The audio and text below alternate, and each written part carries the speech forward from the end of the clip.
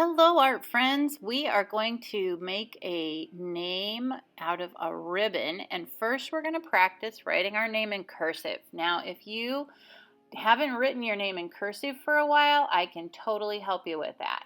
Then we're going to write it really big, going all the way across our paper. And if you don't know how to write your name in cursive, after you write it really big, I want you to trace it a few times just to get the hang of how it goes. So you can do your first, your last name. Then you're going to flip your paper over and you're going to get a secret thing. It's called two pencils taped together. And you're going to write your name with two pencils taped together. You're going to keep those pencils going the same direction as you write, and your line is going to magically go from thick to thin. Then you're going to come in with a normal pencil and just kind of clean up your lines. So like where they crisscrossed, you want to just kind of make it so that it makes sense to color it. So I'm just going in and kind of fixing my name up, making my lines make sense for me.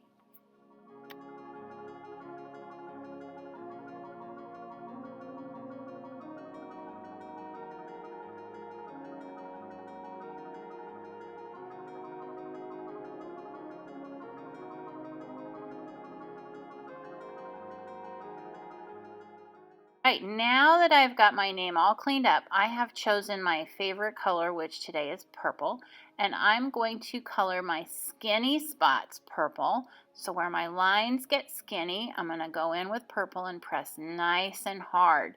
Then where my lines start to get thick, I'm going to color lightly with purple. Very lightly.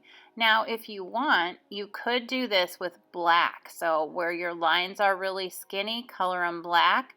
And then where they get really thick, color them white so that they're really light. And then you can go back on top of that and do a color. And that looks really cool too. That's how Tristan did theirs, if you noticed that name in red. So here I'm just coloring. Where it's thick, I color lightly. Where it's thin, that's right, I color heavy.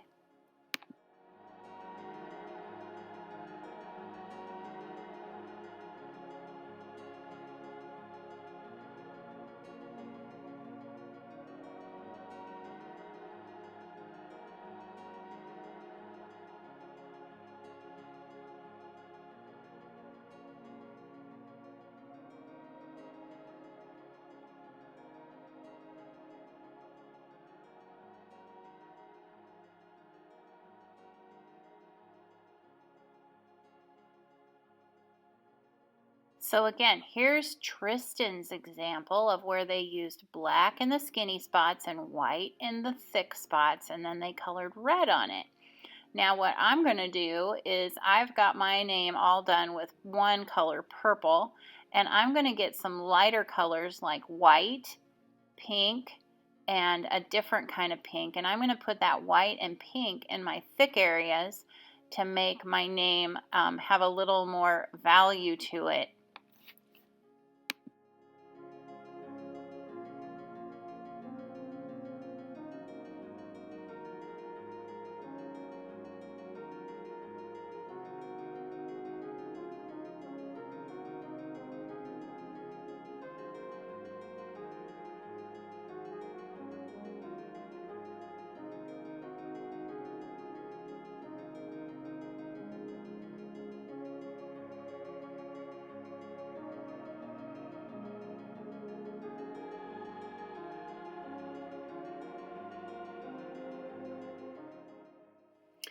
So now I've got my name all colored, and I'm going to be working in the negative space. So I'm choosing to do my negative space with green, and I am coloring dark around my letters. And the reason I chose green is because I had pink in my name, and so pink is red, and the opposite of red is green.